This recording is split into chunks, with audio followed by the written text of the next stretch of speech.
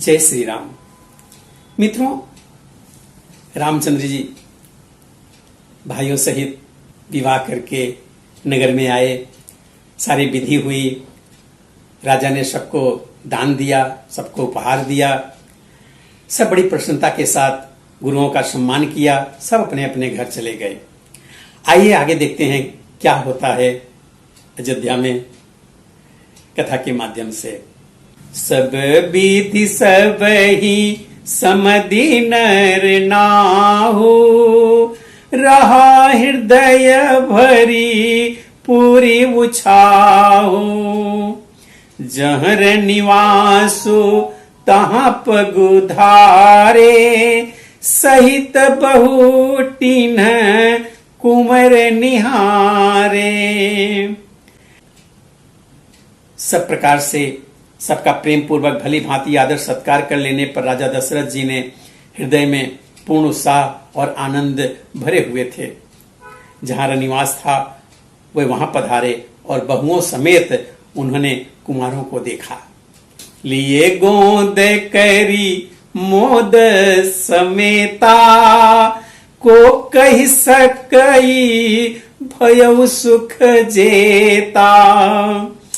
बधु सप्रेम गोद बैठारी, बार बार ही हरसि दुलारी। राजा ने आनंद सहित पुत्रों को गोद में ले लिया। उस समय राजा को जितना सुख हुआ उससे कौन कह सकता है। परंतु पुत्र बधुओं को प्रेम सहित गोदी में बैठाकर बार बार हृदय में हर्षित होकर उन्होंने उनका दुलार किया। देखी समाजो मुदित निवासु, सबके उरय आनंद किए वासु। कहेउ भूप जिमि भयहु विवाहु, सुनि सुनि हरसु होत सब काहू। यह समाज समारोह देखकर रनिवास प्रसन्न हो गया। सबके हृदय में आनंद ने निवास कर लिया। तब राजा ने जिस तरह ब्याह हुआ था वह सब कहा। उसे सुन सुनकर सब किसी ने हर्ष को अनुभव किया। जनक के राज गुण सीलु बड़ाई, प्रीति रीति संपदा सुहाई। बहुविधि भूप भाट जिमि बरनी, रानी सब प्रमुदित सुनि करनी। राजा जनक के गुण, शील, महत्व, प्रीति की रीति और सुहावनी संपत्ति का वर्णन राजा ने भाट की तरह बहुत प्रकार से किया। जनक जी की करनी सुनकर सब रानियां बहुत प्रसन्न हुई। सुतन समेत नहाई नृप, बोल विप्र गुरु ज्ञाति।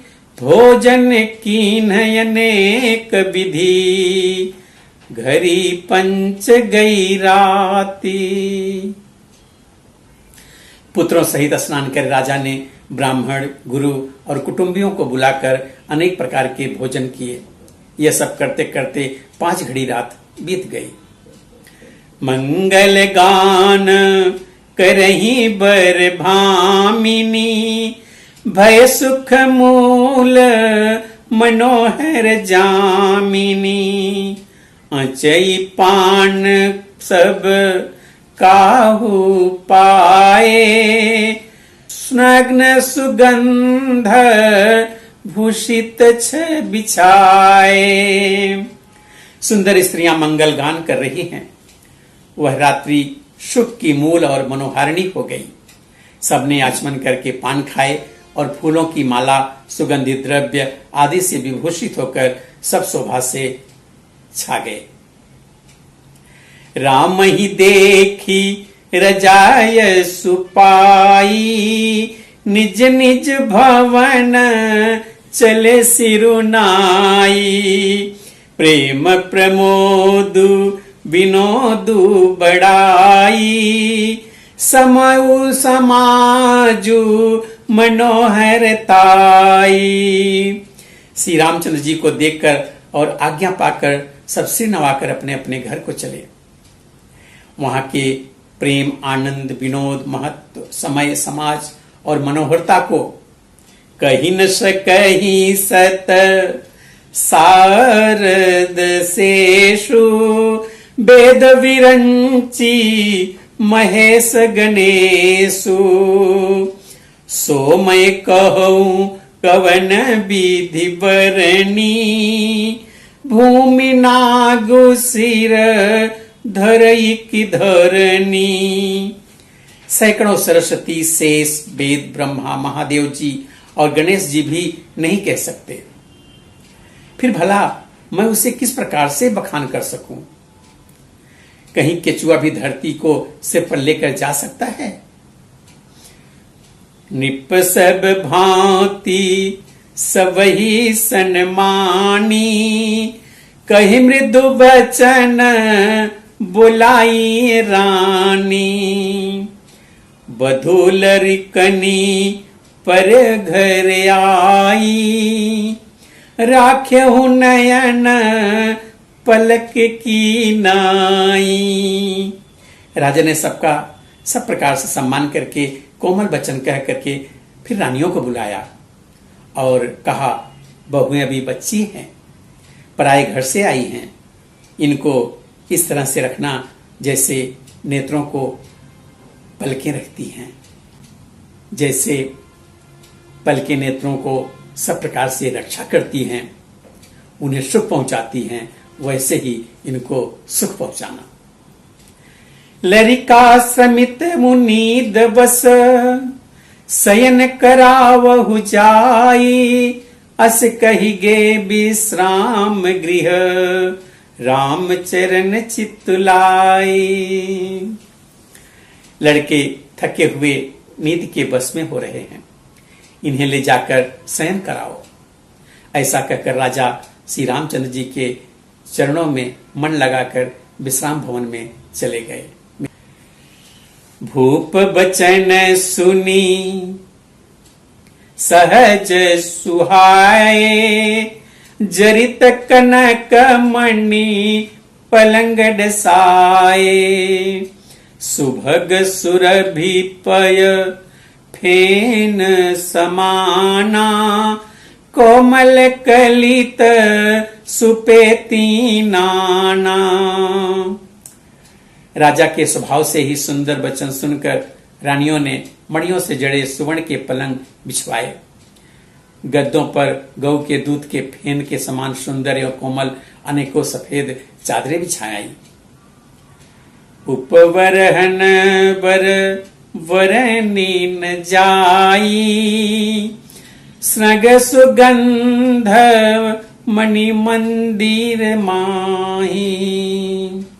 रतन दीप सुठी चारु चंदोवा, कहतन बनई जान जेहि जोआ। सुंदर तकियों का वर्णन नहीं किया जा सकता। मणियों के मंदिर में फूलों की मालाएं और सुगंध द्रव्य सजे हैं।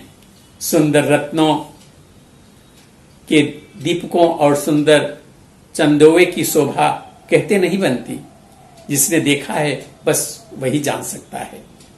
सेज रुचिर रची राम उठाए, प्रेम समेत पलंग पौढ़ाए। आज्ञा पुनि पुनि भाई न दीनी, निज निज सेज शयन तिन्ह कीन्ही। इस प्रकार सुंदर सैया सजाकर माताओं ने श्री रामचंद्र जी को उठाया और प्रेम सहित पलंग पर पौढ़ाया। श्री रामचंद्र जी ने बार बार भाइयों को आज्ञा दी, तब वे भी अपनी अपनी सैयाओं पर जाकर सो गए। देख श्याम मृदु मंजुल गाता, कहीं स प्रेम बचन सब माता। मार्ग जात भयावे निभारी, के ही विधितात तारका मारी। श्री रामचंद्र जी के सांवले सुंदर कोमल अंगों को देखकर सब माताएं प्रेम सहित वचन कह रही हैं। हे तात, मार्ग में जाते हुए तुमने बड़ी भयावनी ताड़का राक्षसी को किस प्रकार मारा? घोर निशाचर बिकट भट, समर नहीं नहीं काहो, मारे सहित सहाय किमी, खल मारीच सुबाहु। बड़े भयानक राक्षस जो विकट योद्धा थे और जो युद्ध में किसी को कुछ नहीं गिनते थे, वह सब दुष्ट मारीच और सुबाहु को सहायकों सहित तुमने कैसे मारा? माताएं पूछ रही हैं। अब आगे की कथा हम अगले वीडियो में देखेंगे। तब तक के लिए जय श्री राम।